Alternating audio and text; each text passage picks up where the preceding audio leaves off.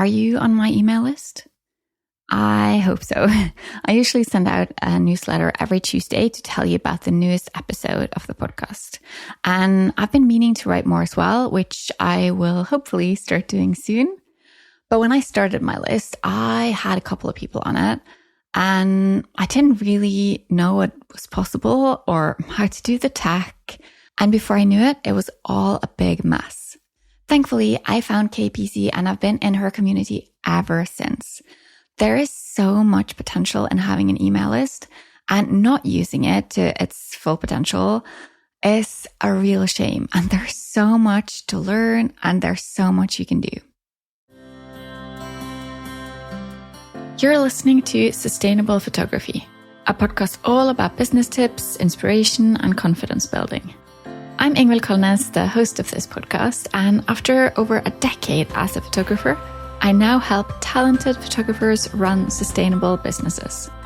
And for full transparency, you should know that I'm a mentor with paid offers, and I will probably mention some of those in this episode. Hi, Kay. I'm so excited to talk with you. We're going to talk about email marketing, which is something that I think is it sounds a little bit scary to many people. So maybe it would help if they would get to know you a little bit better first. Oh, hi, everyone. I'm so happy to be here. I love photographers. I love the work that you do in the world. And I am so in awe of that skill set. It's incredible. So just first thing to say is anytime someone's talking about something like email marketing where you're feeling like this is a bit scary, just remember that for the rest of us, photography is like wizardry and magic and so impressive in ways that email marketing often isn't. So trust me, you guys get all the glamour. So a little bit about me. I live in Cornwall in the UK. I am a very middle-aged mum who does the school run and stuff like that. And I stumbled into email marketing and marketing automation via a friend who I met doing the school run, called Melissa Love. And she just needed somebody who could work the tech. And couldn't find anyone who knew how to work the tech. Very specifically, this is a tool called Active Campaign. And she was like, I can't find anyone who knows how to actually work this, but I can see it's amazing and I need to be emailing people more. So, hey, you seem like a likely suspect, Kay. This is literally the conversation. Wow. You seem like a smart person. Will you come and you're not doing anything very much. So would you come and learn how to do this? So it was this incredible piece of serendipity where someone who came into my life, Melissa Love, saw an opportunity and rolled with it and led me to take a look at email marketing automation. And for me, it was like a little light bulb went off. I loved the technology. I loved that it works with small businesses. I am so curious about small businesses. You guys are my heroes because of the way that you are in the world. And what Melissa didn't even know was that I had a really big background in teaching, in database administration, and in online learning. Oh, wow. Like I was in when online learning wasn't even a thing. I was doing a project managing for the National Health Service in the UK, specifically about online learning. So it was like a constellation of stars all coming together. It was so unlikely to happen. Huge piece of serendipity. And I love email marketing. I love marketing automation. And I love making that happen more easily for small businesses like photographers. And what a story. I feel like I have to mention that I'm actually in your membership. Yep, full disclosure.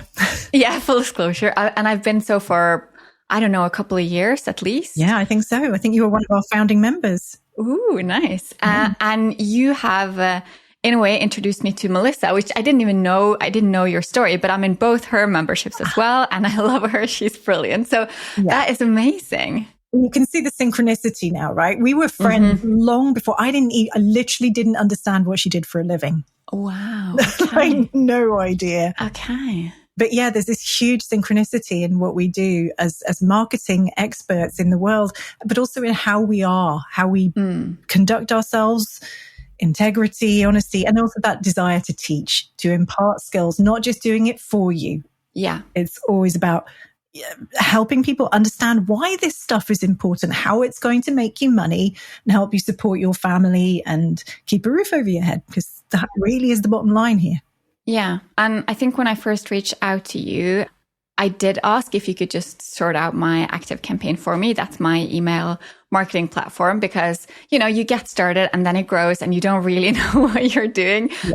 And then you're like, yeah, I don't do that, but you can join the membership. And I was like, okay, I'm going to try that. And that has changed so much. I mean, there's still a lot for me to learn and to fix and improve, but just the things that I have changed things so much. There's an endless amount of things you can do if you have a good email software provider. Yeah, that's so true. And I mean, that for me, that it makes me want to cry when people say that in a really good way, because that's why I do what I do. I was doing it for people for quite a while. I was doing consultancy services where you go and you clean it up, you fix it, you build some stuff, and then off you go and leave them to it. But it was just so clear to me that if the person who you've built stuff for doesn't have a really good understanding in that real light bulb way of, oh, that's what it's doing. And, oh, hey, if it can do that, then it can also do this thing and fix this problem in my business. And, oh, look at this thing that this person over here is doing. I could do that. And that's going to help me make more money. If you don't have that to spark off, and if you don't have that underlying understanding, people could build you a palace in there and you're probably going to break it, or at the very least, you're going to live in one room of it and hardly use it. And that, for me, that was just like profoundly unsatisfying and also not very good for the people I was doing it for. Yeah. So yeah, I'm invested in bringing that to more people. Perfect. And I feel like we've kind of almost started in the wrong end, because we're making it sound really, really scary and complicated. But What is email marketing all about? Why should someone go down that path? It's one of my favorite questions. Really, this is pulling out one very specific aspect of Active Campaign, which is the tech tool that I'm a specialist in. There are others. There's MailChimp, there's ConvertKit, there's tons of things that send emails. They also often do automation stuff as well, which Active Campaign is really good at. But let's talk about just the email marketing bit. Why bother doing emails? Email is the only one-to-one channel that you have with your customers, other than picking up a phone, which, let's face it, we don't really do anymore. It's a one-to-one channel that you own, that you are completely in control of, and that enables you to have completely private connection, conversation, and relationship with the human on the other end of it, right? So it's human to human connection. There isn't another channel that gives you that in the same way as email. And there certainly isn't anything close to it that you actually have ownership of. Whenever we're on social media, we do not own that tech. We do not control who gets shown what at any given time. You could be shouting into the black hole and putting a lot of effort into that, and it's not even going to get shown to someone. How depressing. I know. I'd much rather invest my time, and I'd much rather people invested their time in sending an email which lands in the inbox and which you can tell if it gets read. Right? Yeah. Not to mention, what if something happens to your Instagram, for example? And I've seen so many examples of that. Then all your followers are gone. Oh, yeah.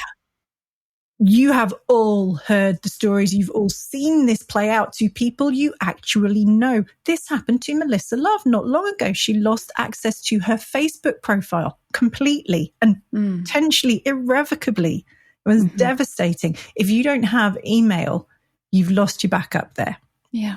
Okay. So I can't overemphasize how important it is to have an email list and to actually email them. Yeah, exactly. Because that was like the next bit. What do you actually use it for? Do you just send people information? Do you sell things? Like, why? Okay, I get that we should have it so that we have something that's ours, but what's the best way of using it? Okay, well, now that's too big a question, really. What's the best way to use it? Let's start with what is the first way you should use it. Because trying to be the best, we're all going to come unstuck on that. I don't use my email marketing to the best that I could. And I'm like literally stone cold world-class expert in it.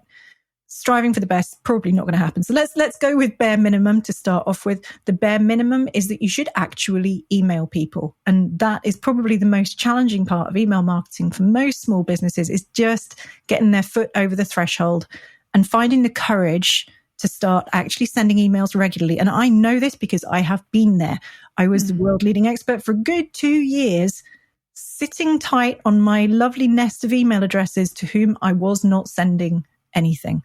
And Ingvild, if you've been around a while, you probably were in my audience when I was doing this. I was not sending emails. It was maybe one every couple of months, and it would be really timid and out of the blue. That doesn't work because that's not building a relationship with people. Yeah. Email, the most important things in email for me is trust and relationship building.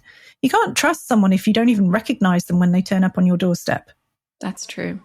That is not going to happen. I know. So it's really obvious when you put it in human terms. If you don't even recognize this other person, why would you hear what they have to say, open their email, let alone click on anything, and certainly not buy anything from them because they're a stranger? Yeah, that's a very good point. It's very profound. Step number 1, send some emails. And on its most basic level, the recipe that works for pretty much everyone is send 2 paragraphs of chit chat once a week. That's it. To me, that's the minimum requirement. If you have an email list, send them 1 time a week and send them just a couple of paragraphs of chit chat about you and your business and what you're seeing and thinking and doing in the world.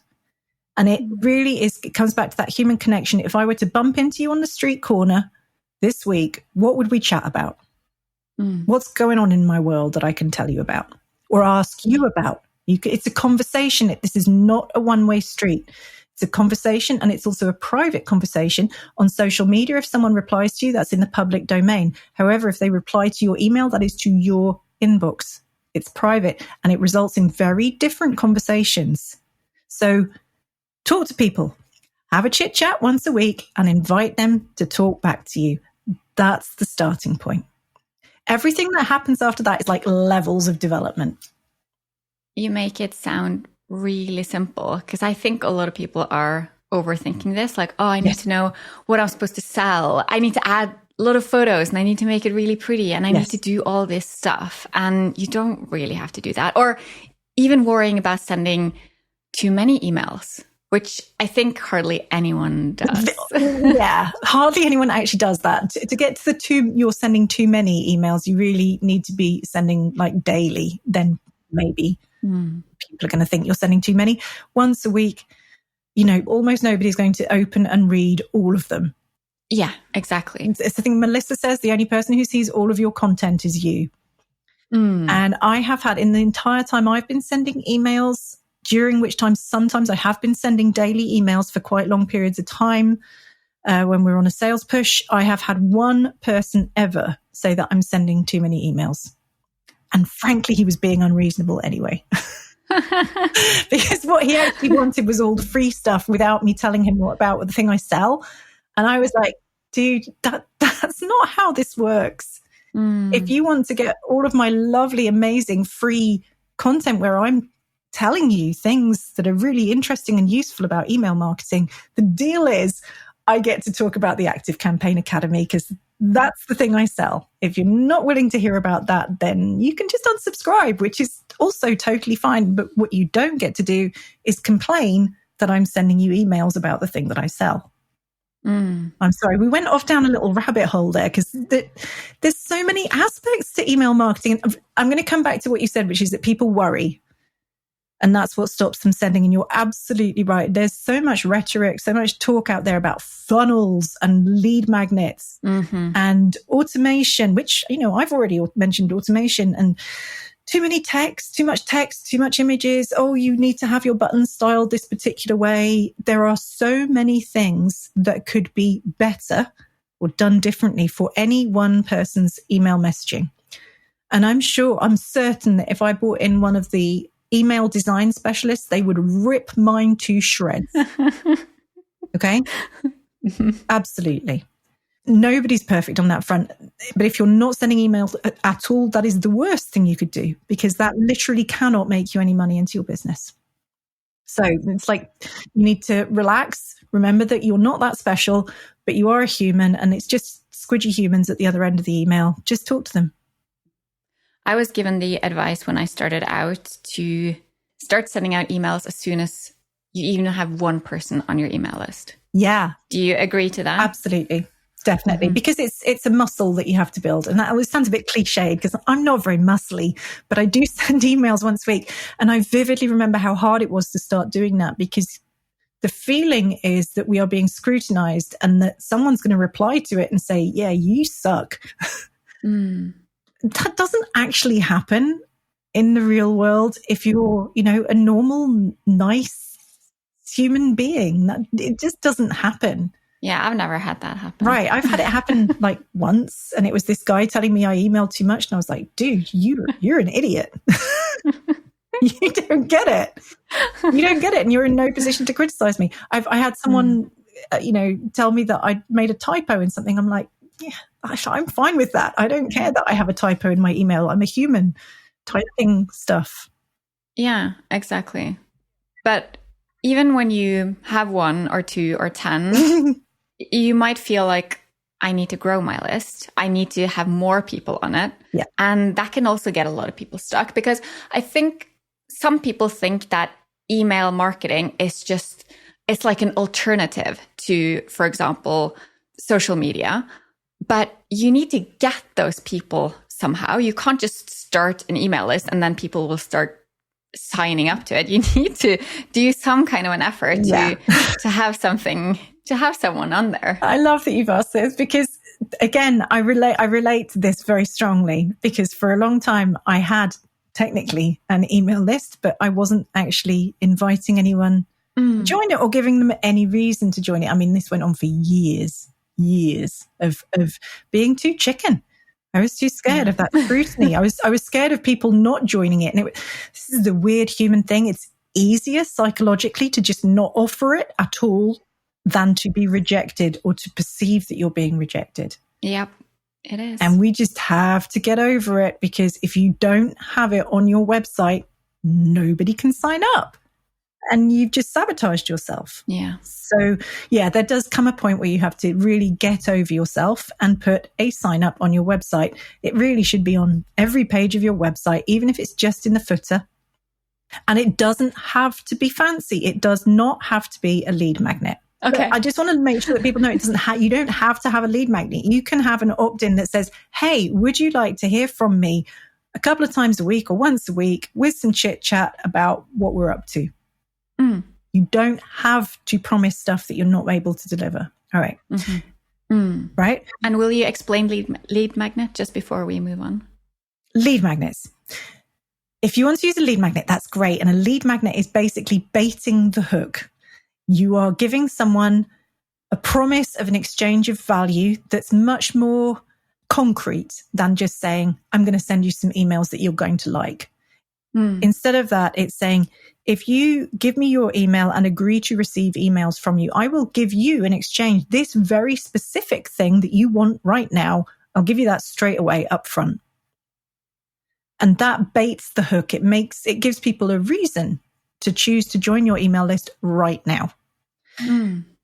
And a lead magnet can be pretty much anything that you have that is of value that they want. It could be an email with a poem in it. I don't know. It depends so wildly on what your business is, right?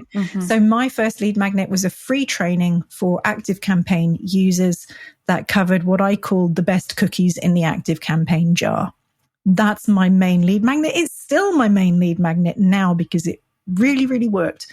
And a key tip on making a really compelling lead magnet is they're often born out of frustration. What's the one thing you keep having to tell people in your audience before they're ready to buy from you, or just because that's the question they always ask?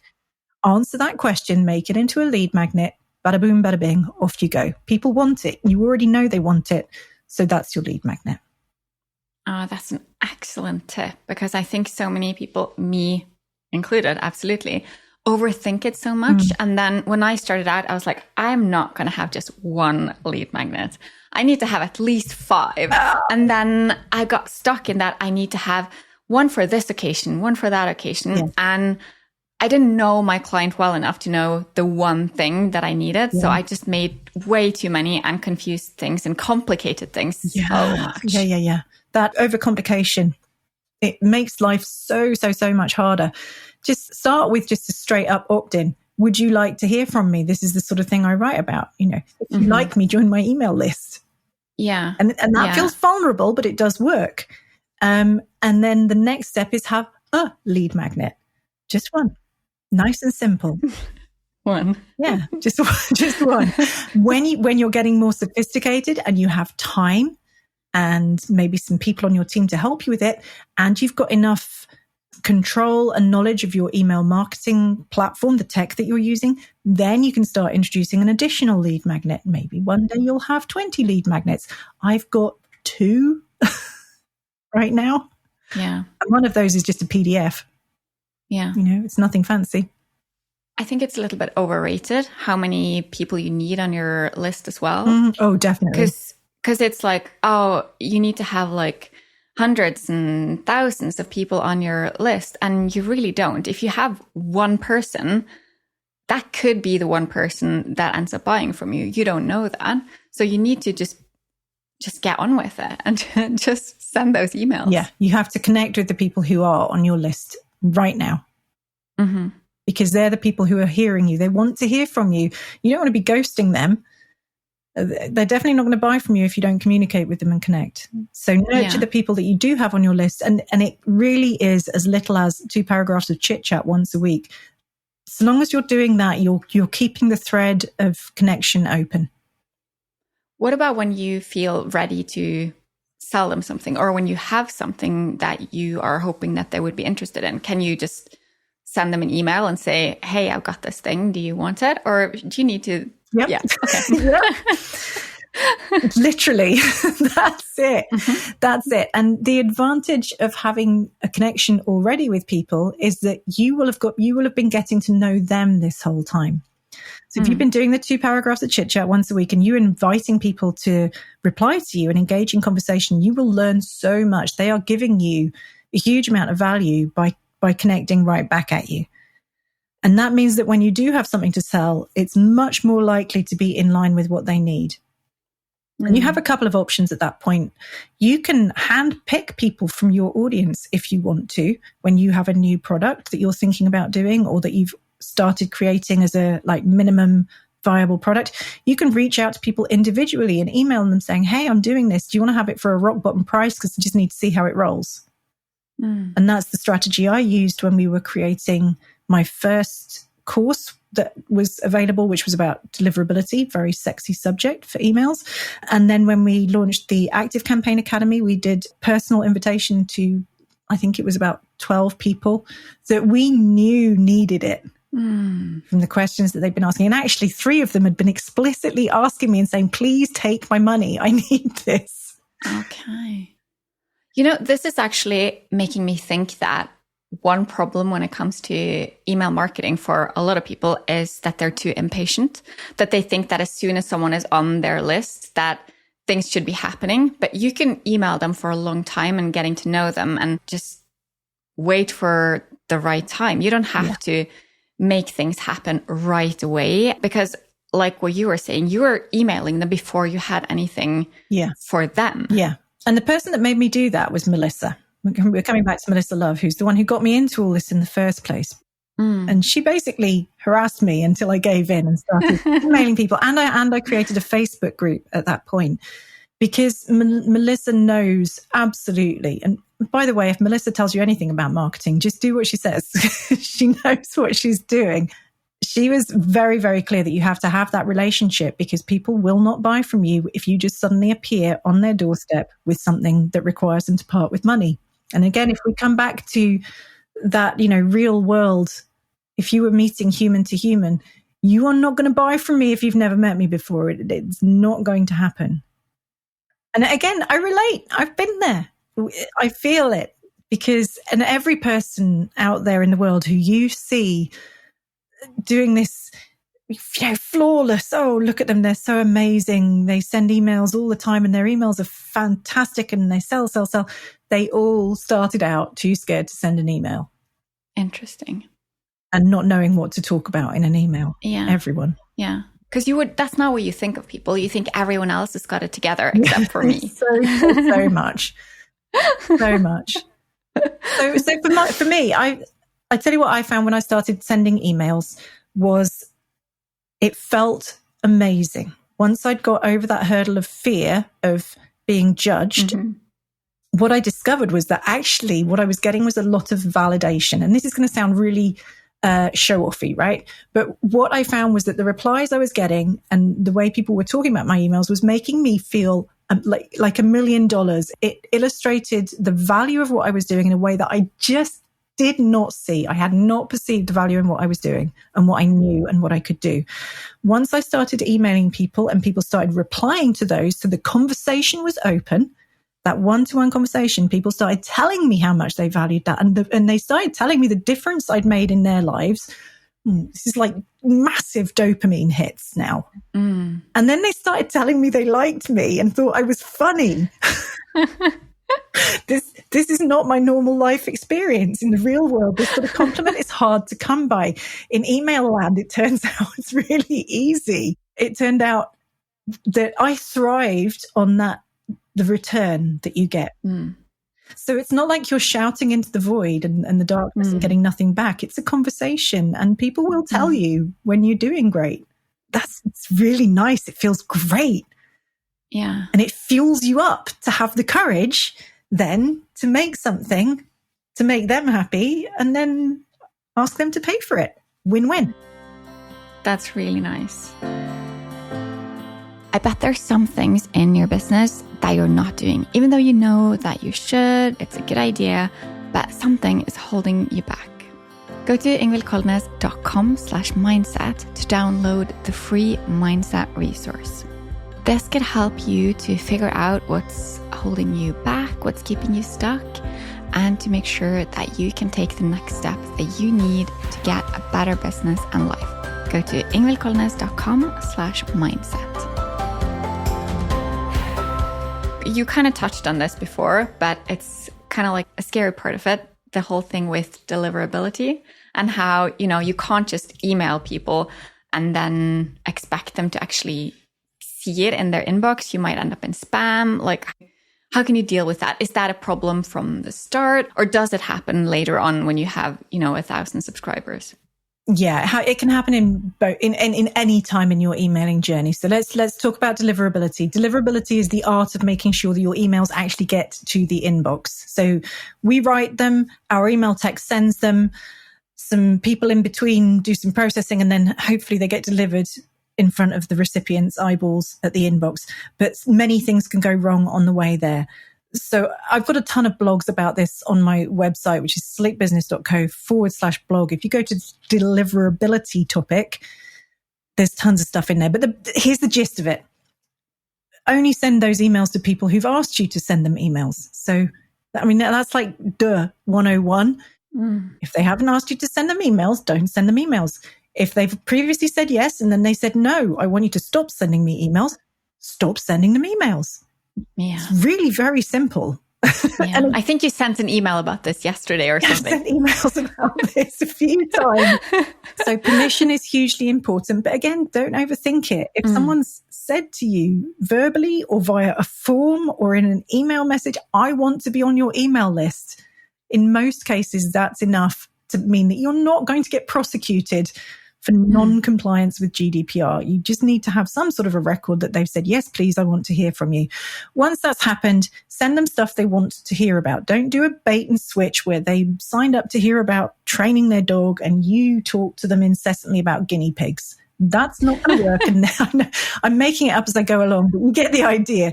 The bait and switch, and that does happen. Don't do that. Yeah.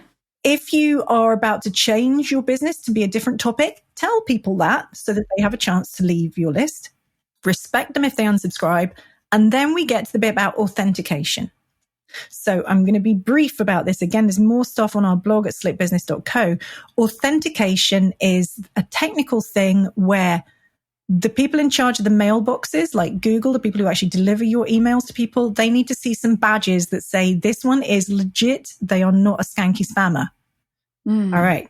Technical stuff, email authentication. The great thing about it is usually you need to do it once and once only, but you do need to have some understanding of what it is and what it means.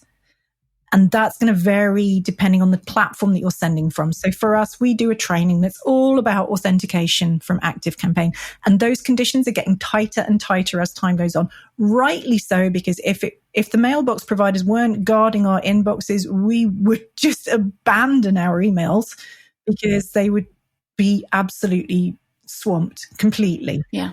More than 80% of all email traffic is spam globally. But your email inbox doesn't look like that because the mailbox providers are like little guards with their shields up fighting off all the spam. So our job as email senders is to make sure that we have the right badges on our emails so that the inbox people know they're legit and we'll let them through. Okay? All right. That was a very long-winded way of saying just make sure you have your proper badges on, but also don't keep on and on and on sending to people who don't want to hear from you. And that's where it gets a little bit more subtle because sometimes people don't unsubscribe or tell you they want you to stop. They just start ignoring you or putting you in the trash. And we do need to watch out for them. And one of the most important things you can watch for if you are sending emails is making sure that people are clicking on your emails. So give them something to click and then keep an eye on them, make sure they're clicking now and again. It's like looking for signs of life. Are they still there? Yeah. Are they still hearing you? Yeah. And then if they stop responding, think about stopping emailing them because otherwise what happens is the mailbox providers see them ignoring you and start to think, okay, it's not that interesting, which is sad because, I am. Yeah. Yeah. We all have interesting things to say, but if we keep banging on about stuff to people who aren't interested, it makes us sound like the bore at the party. Yeah. Okay. So to make them click, would you like add links to your website or like a survey or anything and everything? A click is a click. Okay. A click to your website is better because then, especially with tech like ActiveCampaign, you can see everywhere they go. It's like this amazing benign spying on people. You can see where they go. You can use your Facebook tracking pixels and all sorts of clever stuff. But a click is a click. It's called engagement. If someone is engaging with your email, great. And it's about clicks, not opens. I also have another question that I feel is a little bit more advanced, and it's something that I have not done, but something that I've been interested in, and that is A/B testing. Ooh. I have not tested anything that I send out. Should we test stuff or should we just send and not overthink it? I kind of want to ask what you think, because I think you might know the answer to this already. Well, I think our main priority should definitely be to send. But when we want to maybe improve things and do a little bit better, it probably doesn't hurt to test. I think that's a really good summary of it. Okay. So absolutely go with your instincts on this. The sending is the most important thing, because if we're not sending, we're not going to get anywhere. It cannot help us. And one of the problems I see with A/B testing and split testing is that it cripples people with decision making that they're not ready for and they don't have capacity for. So, cards on the table. I have never, ever split test an email. Oh, okay. Thank you for saying that, because I've been feeling like, oh no, I'm not doing this one thing. Right. But then you're not doing it. No, I've never split test. I watch stuff. Yeah. So we call it reaction ratings. So we do monitor stuff in a very ad hoc, very subjective, non-scientific way. And we look for what causes a reaction in our world. And we notice that and we do more of that thing. Okay. So we look for reaction spikes. You don't have to be looking at your analytics to do that, because you're a human. And if you're a small business, you can see what's coming into your inbox. You can see what gets tons of reaction on social media. Just note it somehow in whatever way that works for you. The problem with split testing, problems, plural. 1, decision paralysis. Split testing is actually quite scientific. You have to isolate one thing at a time to change and tweak and see if it makes a difference. That requires quite a lot of thinking ahead and planning. That alone is enough to stop people doing it. And if that stops you sending your email, it's just sabotaged you completely. Yeah. The second thing is volume of email sending. If you are sending to a sample of 100 people and you do a split test, a large percentage of those are not even going to see the email. It may be a bad time to send that email. There are so many things that could prevent them interacting that email that are nothing to do with the subject line, or did you have an image versus text, or did you offer them 3 calls to action instead of just 1? You have to have quite a large sample size before that split test is going to tell you anything. Even if it tells you something and you can see there's a difference between these guys and these guys, you've then got to say, well, will that happen again? If we do the same thing again 10 times, do we see the same impact? Right? So this is coming from a very mathematical point of view. Split testing outside of big business that has an email department is, generally speaking, and I'm not dissing it, I'm not saying don't do it. I'm saying if you're not doing it, don't beat yourself up, because outside of big business that has a dedicated email team, it is usually not going to improve your email sending and is not a worthwhile way of spending your time. That was a great response. Do you know, no one's ever asked me that question before. You're the first. Really? Yeah. Wow. Yeah. Okay. And I think you nailed it. I think you nailed it in the first place. You feel like you should, but actually you're pretty confident that it's more important that you actually are sending emails. And I completely... I know it would take too long, and I know it would just, exactly what you said. So, but it does kind of, when you're sending stuff, you should keep track of some things. Like you said, you're just paying attention to it. You're not really using a scientific approach. But is there some parameters that we should watch? Like, is it the clicks? Is it the opens? Is it the how many bookings you get? Like, what should we look at? Right. So the primary metric to follow for your emailing is actually how many are you sending.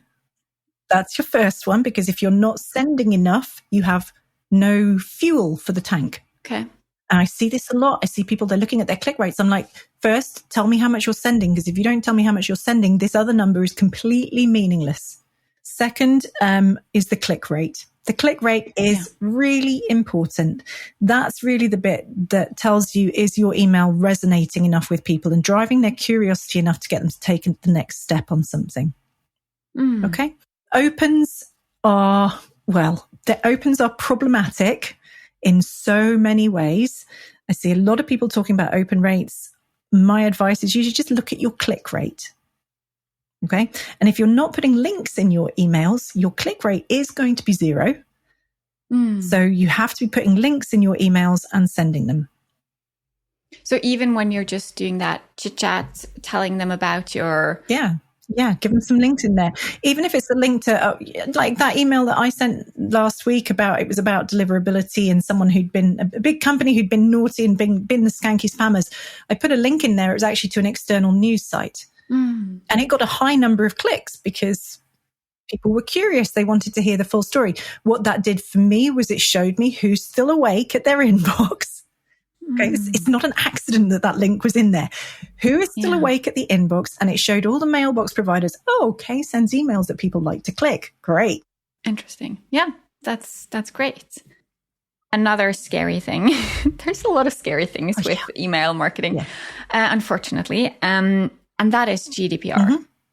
I feel like GDPR, when it first started, when we first heard about it, it was like people were shutting down their blogs. It was like a big thing. And then now it's a bit like, but what's the difference really? We can still get people on our email list and all that. So what do we have to make sure that we do or don't do to be GDPR compliant? I love this question. There's a funny story that goes with this. My first ever video online was one that I did. I was working with Melissa at the time. This is back in 2019 in May when the GDPR first came out. And exactly what you said, people were tanking their email list. They were literally throwing everything out because they were so scared. And I made a video that was what you would have to actually do to get busted for GDPR non-compliance. I'm going to find this video because I think it needs another airing. It basically was along the lines of, if you were to actually get busted by the authorities and fined for GDPR non-compliance, you would have to be an absolute douchebag, skanky spammer. You have to work really hard at scale before anyone in authority is going to take any notice of what you are doing on your email list. Now, you should not be doing skanky spammer things anyway. I don't even care about GDPR regulations. You should not be doing that stuff. As an email marketer, as a business person, you should not be emailing people who don't want to hear from you. The end. But in terms of GDPR, in order to get busted, you have to work really hard. You have to keep emailing someone who has very clearly said, I don't want to hear from you.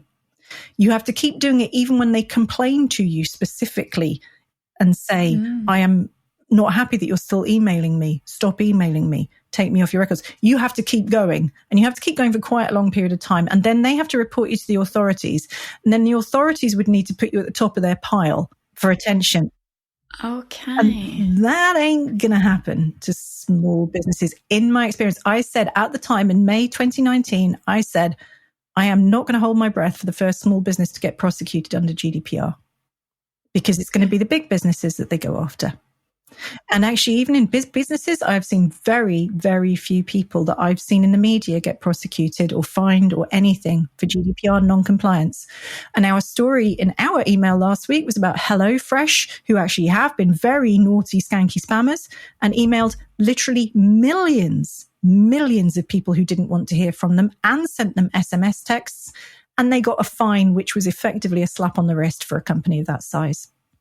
Okay. Yeah. Because I remember it was like, should we have like a check mark that to say that they have understood? Should we have like, can we say sign up to the email list? Yeah. Can we send them this thing? Because it was like, oh, you're not allowed to send out a freebie in exchange for an email address anymore. And it was like, but that doesn't make any sense. And then if it was just there was so much misinformation and really wrong, harmful information going on out there at that time. And there still is now. I will say, though, I am not a lawyer. I am not a GDPR specialist. And in certain European countries, particularly, the regulations are different. If you are concerned about it for your business, seek legal help or join one of the memberships that is specifically about that. Find someone who actually knows what they're talking about for your jurisdiction. Okay. I'm in the UK. We're all over the place on this stuff. We do different things to the rest of the European continent. But just don't panic and start throwing things out or making it impossible for people to join your list. That is not what the GDPR is about. The GDPR in UK, it's their Information Commissioner's Office. They're not interested in stopping you from asking people to join your list in exchange for something they want. They're not interested in that. They're interested in busting HelloFresh, who've just sent literally millions of emails to people who didn't want to hear from them and then wouldn't stop when they asked them to stop. That's when you get busted.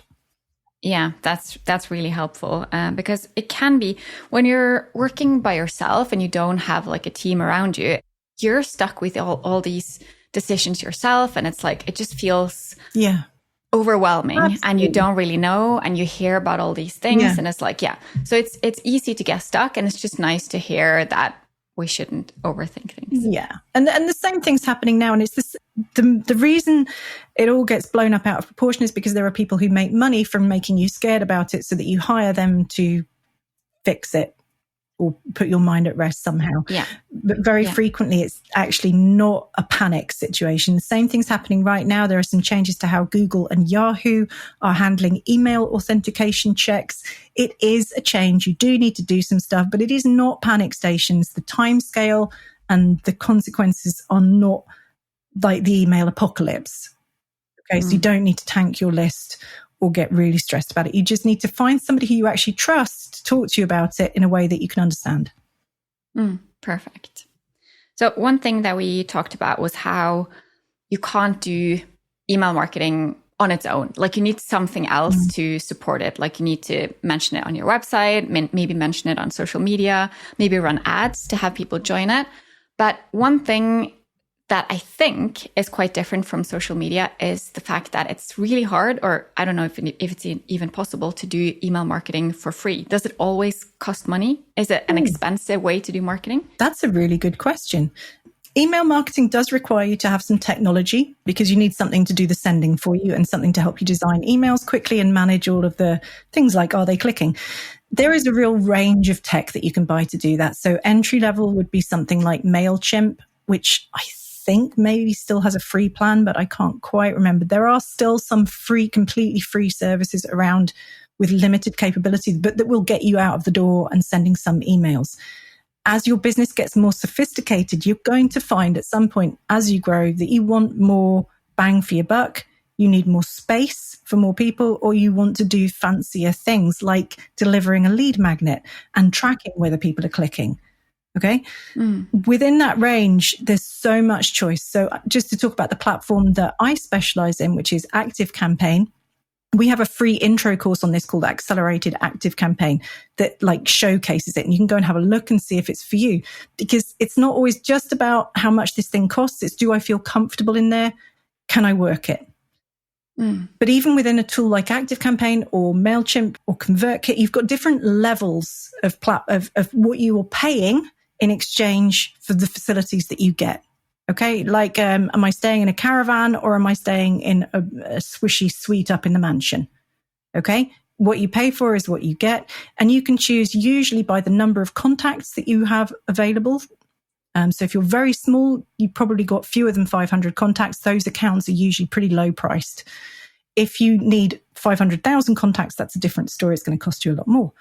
And also some of the platforms have different levels of features. So in Active Campaign, we've got Lite, Plus, Pro, and Enterprise. And there are quite big differences in what you get to play with between those different things. I think it's a great idea to have something like Active Campaign where you can get to know it while you're fairly small. And if you want to grow, this platform has the capacity to grow with you. And you're going to pay more as you grow. Is it worth paying for it? Yes, absolutely. Email is typically responsible for around 30% of the revenue to any given business. More if you're doing it properly, it's going to be more than that. Wow. You take email out of the equation, you're losing a lot of potential revenue because you're not getting in front of people reliably. You're trusting the social media platforms to do that for you. Well, I don't know about you, but I don't feel a lot of trust for Meta and Twitter, X, whatever it, Yeah. YouTube. I'm not going to trust them with my livelihood. I want to trust me in charge of my email account. And that's worth paying for. That's very true. But can you just use your normal email, like your business email, and just start sending out emails using that? I mean, you can, but you can really only do that one-to-one. You can do it with BCC. Don't ever do it with a CC, because if you're using CC, then people are going to see each other's email addresses and immediately you're on the wrong side of confidentiality and it's going to annoy people. They might not report you for GDPR, but it is definitely going to annoy them and they're going to tell you to go away. Anyway, you could do that on a very small scale, and many people do. You can also get some programs like Dubsado that allow you to send on a very small scale, but even those cost money. If you have a business where you are looking to make revenue, you need to have an email marketing platform. To me, I mean, I know I'm biased because I'm in email, but I just don't see there being a viable business if you don't have that. No, I agree. I am very glad I have Active Campaign, and I've tried a couple of others beforehand because I didn't know anything and I didn't know what I was doing. And there are such limitations if you use many of the free ones. They're so limited. There's so much you can't do. And then you have to upgrade straight away anyway. So you might as well start with something that's really good. I think the risk with the free ones, the pattern I see repeatedly is people go in on a free plan and then they very quickly hit the fences around the edge of it and are then upsold quite, I don't want to use the word aggressive, but they're going to be upsold because that's how the company's going to make their money. So they're going to upsell you.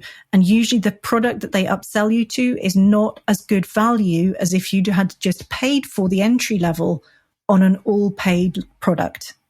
Yeah. That's my experience. So I see so many people who are paying more for worse features in MailChimp than they would get in an equivalent platform like Active Campaign, where it's just upfront, you got to pay for this platform. It ain't free. I think that's the same almost regardless of what you want to do. If you want something quality, something professional, you have to pay for it. That's just how it is. And it's not very professional to run your business with the basis of it being everything should be free or as low cost I as agree. And I possible. also see people sabotaging their business to stay within the constraints of free plans. That's painful. Yeah. That's painful when there's growth potential and people are hobbling themselves because they're not prepared to pay for the facilities to do what they need to do to grow. Yeah. And really, the businesses who rely on that freemium model, what they're relying on is that a certain number of those businesses are going to grow, are going to want to pay for more features. But because they've started on that platform, they're going to stay with it out of sort of not wanting to move. I remember from like years and years and years ago that the most important thing you can do in your business is to start an email list. But at the time, I was just a photographer and a wedding photographer at that. So it was like, once I've worked with someone, I've worked with them. I don't really understand why I need to have an email list. What would I ever use it for? Now, I don't really think that I was right in hesitating for so long, because I can think of many things that I could have used my email list for. But what do you think? Do you think there are some businesses that are like, it's not worth it? Or do you think all businesses should just start the list? I haven't yet come across with a business where I was not able to see a use case and a benefit to them having an email list. And I think the ones that are easiest to sort of look at and think, well, maybe there's not a good argument here, are the ones where it's a transient thing, like it's a wedding or your child is newborn, you've got a puppy, and so on. Okay, so something that's a one-time only event in someone's life. But what doesn't go away is the human connection. That never goes away. If someone likes you and they like how you roll, they continue wanting to hear from you, even if they don't buy your service. So, for example, I'm an Active Campaign specialist. I do not do other email platforms. People who have long left Active Campaign remain on my email list because I talk about email marketing strategy in general. And here's why that matters. And you can equate this to puppies, newborns, marriage, whatever. Here's why that matters, because when they then encounter someone who needs help with Active Campaign, I am absolutely on the top of their list for people to say to their friend, I know exactly who you need. Yeah. And that is powerful. That's powerful. Absolutely. Because these guys, they're your evangelists. They already know you. They liked you not only to buy your services, but they stayed on your email list because they like what you talk about and how you are in the world. They are a superpower. Gold right there. And you can incentivize that in ways. You can have them join an affiliate program. You can have them give them a voucher and say, hey, send this voucher to 3 people you know, to see 3 people you know who are getting married or about to get a puppy. They're your network in the world. They're your eyes, your ears, and your voice. They can help spread the word. Yeah, people should absolutely do that. Yeah. So everyone needs an email list. We've established that. Okay, so are there any mistakes that you keep seeing that you can kind of help people avoid making if someone wants to get started with email marketing, or if they have a list somewhere but they're not using it? What are some mistakes to avoid? So mistake number 1, not sending emails. We've covered that, why that's not going to work. So job number 1 is get over yourself and start sending emails. I know it's painful, but you just have to do it, and it does get easier, I promise. Number 2 is, I think, taking responsibility for the fact that you're in charge of sending some emails and of the tech that's doing that. You cannot completely abdicate your responsibility here. You have to take charge and be the grown-up and be responsible for things like making sure your email authentication is done. I know it sounds boring, but you just got to be the grown-up here. You have to be responsible for understanding what you're paying for with your email tech. Don't be paying for a Ferrari and leaving it parked on your driveway. That's not smart business, and you're the grown-up in your business, so you have to take responsibility for knowing what your tech can do, making sure that it is doing it effectively, and then actually doing it strategically to grow your business, including email sending. And number 3 on my list is, oh my God, please don't be boring in your emails. Please just be human. Okay? Just be human. None of us is boring as a human being. We all have friends, relationships, neighbors. Be that person, turn up at the inbox and do that chit chat. And really closely tied into that is something that's a real bee under my bonnet right now, is I feel quite strongly that we should not be using AI to compose our emails. I'm not saying don't use it at all. This is my caveat. fine if you want to use it for prompts and that, but I don't know if everyone else feels that way, but the last thing I want in my inbox is stuff that has been written by an AI bot. And we're going to get swamped so badly with content that has been produced in that way. So my big mistake that I want people to avoid is being too scared to do it, not taking responsibility for it, and then thinking that you can do it by just saying, buy my thing this week, or by using an AI bot to write your emails. That's not going to create connection or context or choice about how they are with you. Be human. Yeah. Okay, so I'm going to end with a question that I usually start with, but I forgot this time. So this podcast is sustainable photography, and I'm curious about your views on sustainability. What is a sustainable business to you?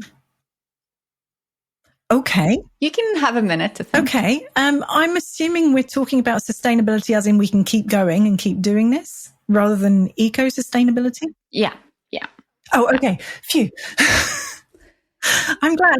Although that is, I also think that is an important thing in the world, but that is not what, yeah. There is some stuff around eco-emailing, and I don't know a ton about that, to be honest, right now. Anyway, sustainability as a life thing, this I can speak to. I have quite a significant disability and limited resources in terms of my physical energy, and I'm a mum, and I'm in my 50s, and I live in Cornwall. To make my business sustainable, I have to remind myself really frequently that I ain't a hustler, and I don't want to be a hustler. I don't want to run an agency. I don't want to be a bajillion squillionaire. I want to have a business that makes me feel good about my life, where I know that I'm helping other people with something that they can't get anywhere else. That makes me feel amazing. And where I'm making enough revenue to give my family the lifestyle that I think is nice for us, but without breaking me on the way.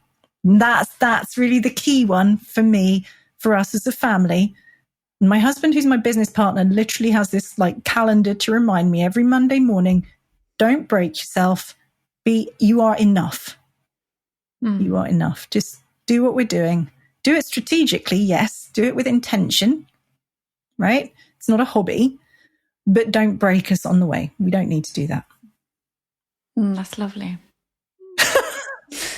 It's true as well. It's true. We have this conversation very often. I'm sure. Yeah, I'm sure a lot of people would need to have or could use to have that kind of a conversation with someone, because we tend to overdo things. Yeah. So many of us, which again is one of the reasons why I've called this podcast Sustainable Photography, because so many of us end up burnt out, exhausted, tired, doing too much, having no money, and we need to set some boundaries and we need to take care of ourselves. So absolutely. I mean, and coincidentally, that's literally in my email for, I think the week after next is titled, I am enough. You are enough. You don't need to be the hustle. Yeah.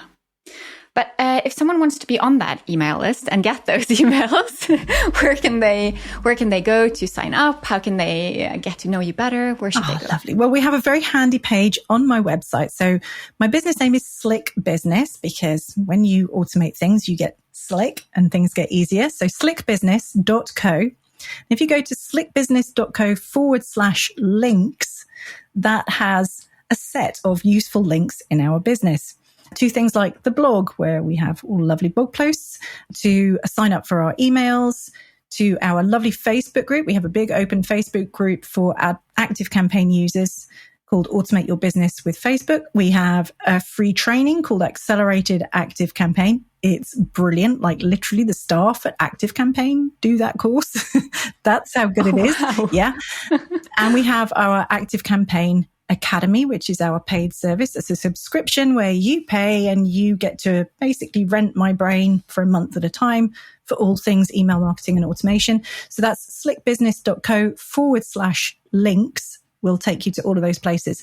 And basically just know that you can trust me on things to do with email marketing and Active Campaign. I'm actually on the customer advisory board for Active Campaign. So it's quite a high level knowledge. It is specific to that platform. If you're thinking about upgrading your email platform, come do Accelerated Active Campaign. It's really, really good. And you'll come out of it knowing whether you're ready to move on from MailChimp or MailerLite or ConvertKit or Kajabi. It will answer that question for you. And I would love to see you in there. And I'll see you in the inbox. Perfect. I can definitely recommend Kay and all her resources. I'm a huge fan, so go check her out. Be on her email list. It's because you said it yourself in the beginning, like your emails are really entertaining and fun to read. So I'm told. Mm-hmm. Mm-hmm. Thank you so much. This was brilliant. Thank you for having me. It's been a pleasure. You just listened to an episode of Sustainable Photography. Please share this episode with a photographer you care about.